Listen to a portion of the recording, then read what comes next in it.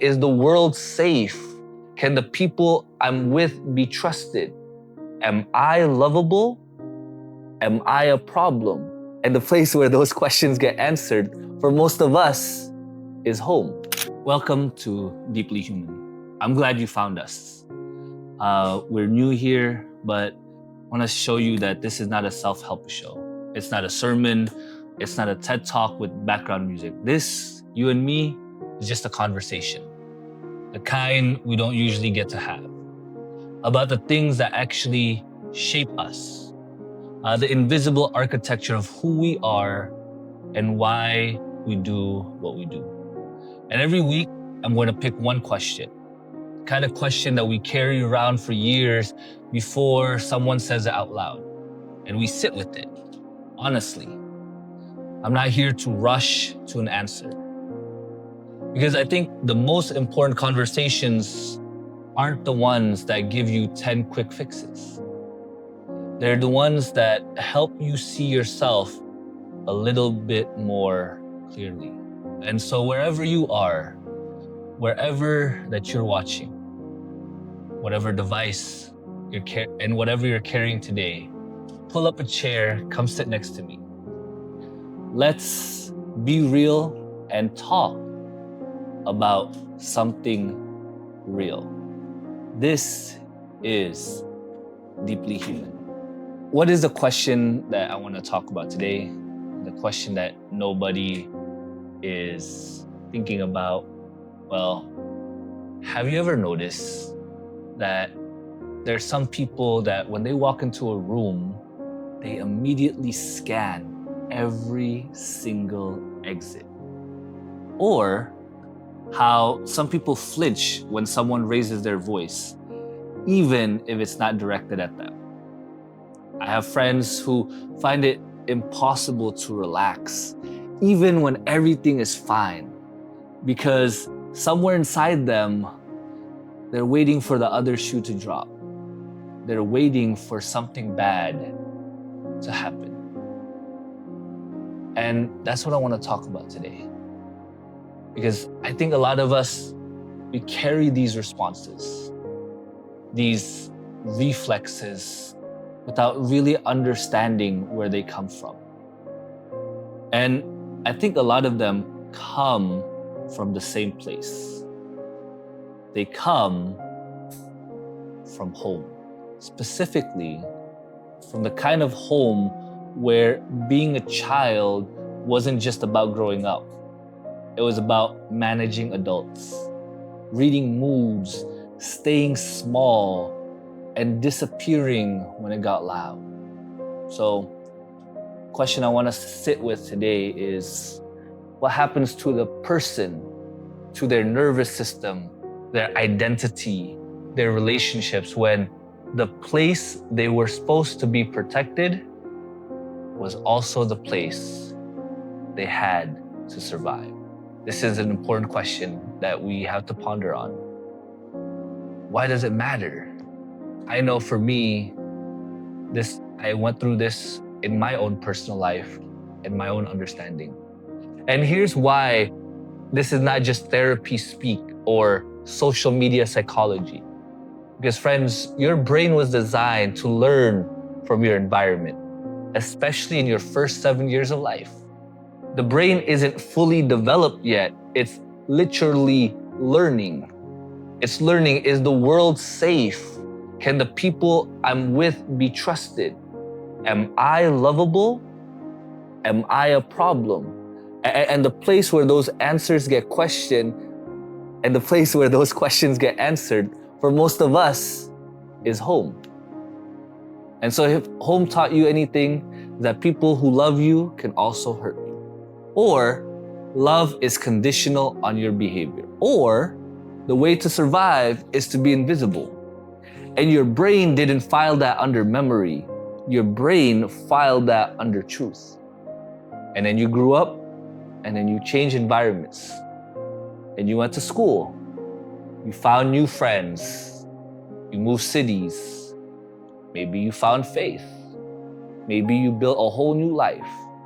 But that truth, it came with you. Some call it baggage. But that's why some of the most successful, most loved, most stable looking adults you know are still anxiously checking if somebody is about to leave them. And that's why some people who've never experienced poverty are still terrified of scarcity. That's why some people are extraordinary at taking care of everyone around them, but completely unable to ask for help themselves. They learn that from somewhere. And honestly, the truth is, we don't outgrow our childhoods. We carry them until something makes us put them down. And what shapes it is the psychology of everything, right? The intellectual core in our hearts. Because psychologists have a term for this. They call it attachment theory.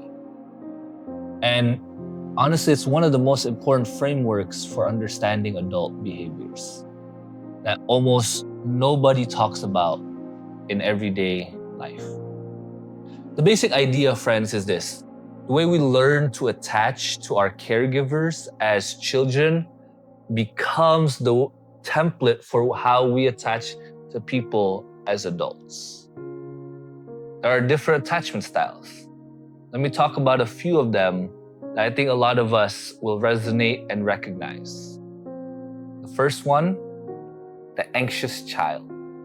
You know, some of us grew up in homes where love was inconsistent and sometimes present, sometimes absent, sometimes warm, sometimes cold.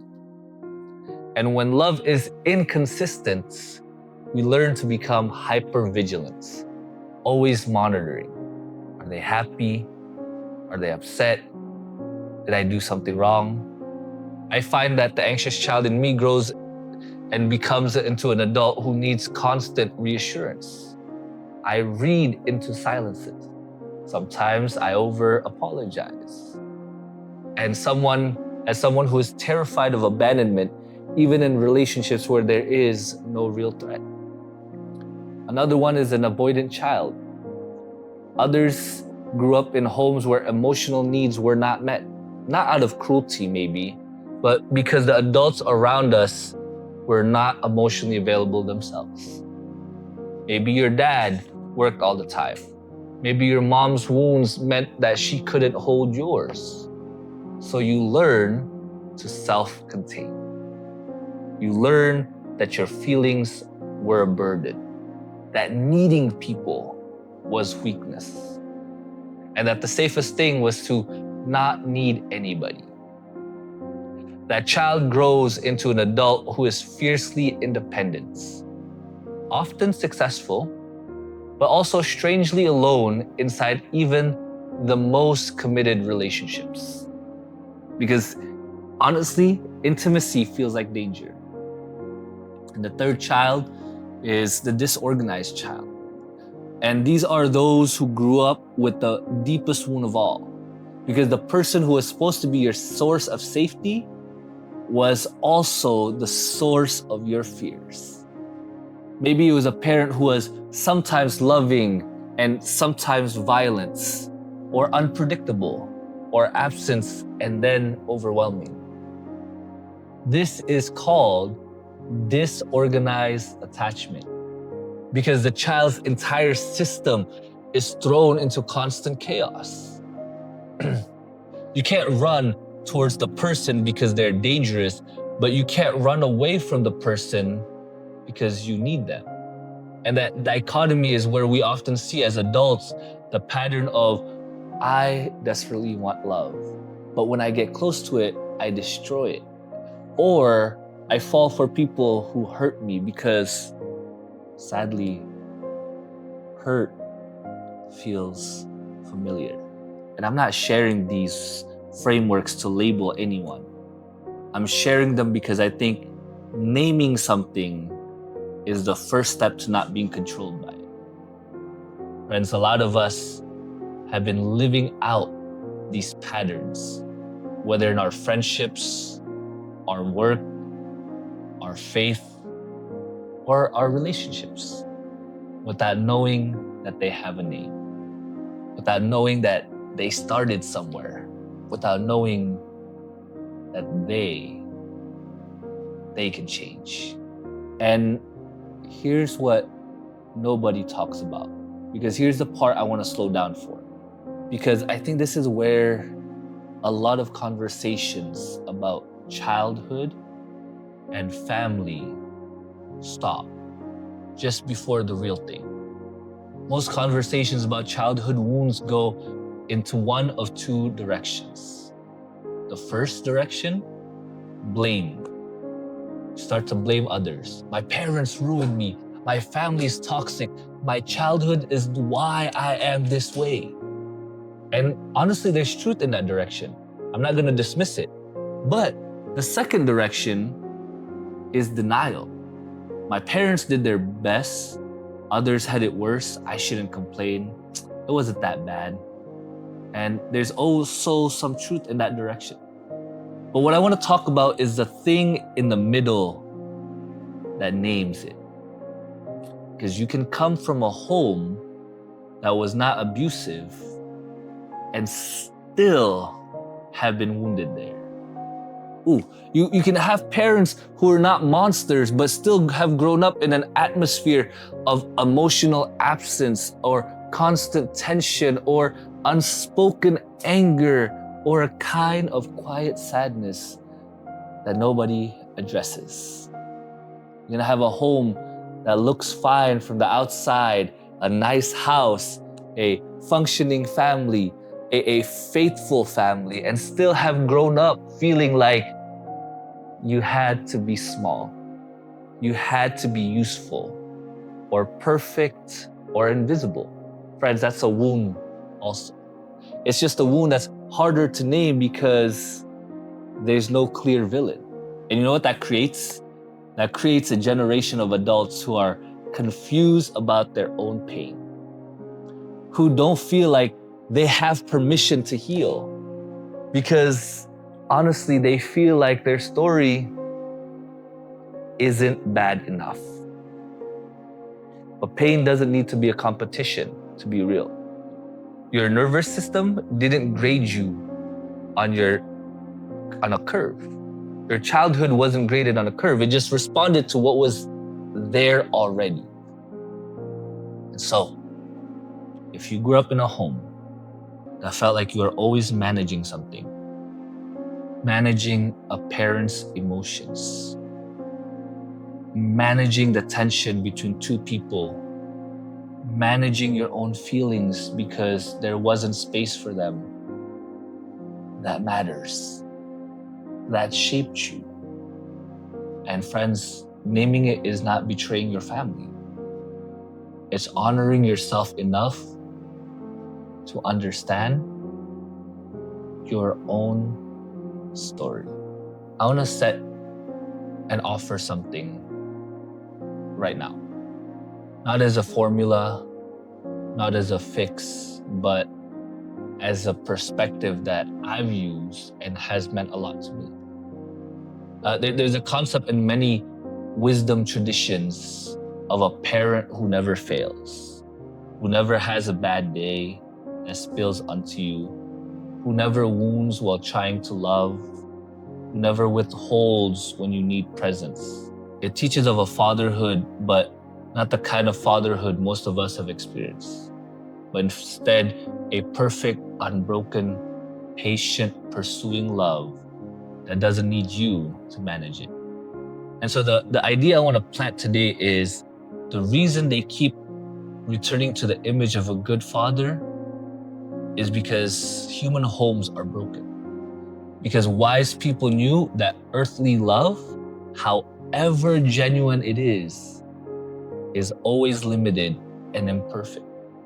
And so the invitation I want to have for you is not that your parents were enough, but rather the invitation is there is a love that is enough. And you can be anchored there even while you heal from the places where love has failed you. But it doesn't skip the work of healing, because healing just means you don't have to do that work alone. And you don't have to do it from a place of shame. You can do it from a place of knowing that you are already loved. So here's the practical takeaway that I want to give to you today. So what do you do with all of this information? With all of these things that we're talking about? I want to give you just one thing, not 10 things, just one. This week, I want you to notice your nervous system. Not analyze it, not fix it, just notice it. Think about it. When do you feel suddenly small? When does a conversation trigger something that feels bigger than the conversation? When do you shut down or over-explain or leave your body? And when that happens, instead of judging yourself, ask yourself, get curious. Where did I first learn to feel this way? What was the situation? Who was there? You don't have to answer all of these things immediately, but asking the question begins something. Because what you understand, you can work with. Because what stays unconscious just runs you. So think about it. Because friends, the thing I want to leave you with today, before you go, if something in this conversation sat with you differently today, if you caught yourself thinking about a moment or a house or a feeling that you haven't named until now, that's not discomfort. That's the beginning of something. Don't rush past it. Think about it. If this episode found you at the right time, share it with someone who might need it.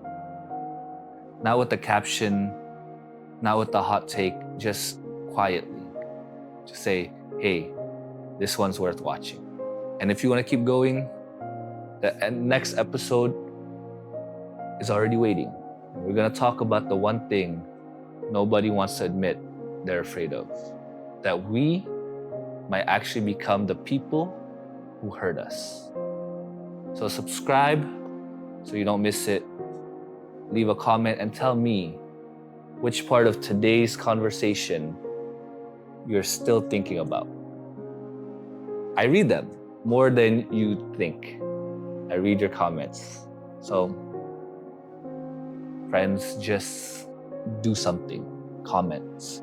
And I'll see you in the next one. Because remember, you don't have to understand everything.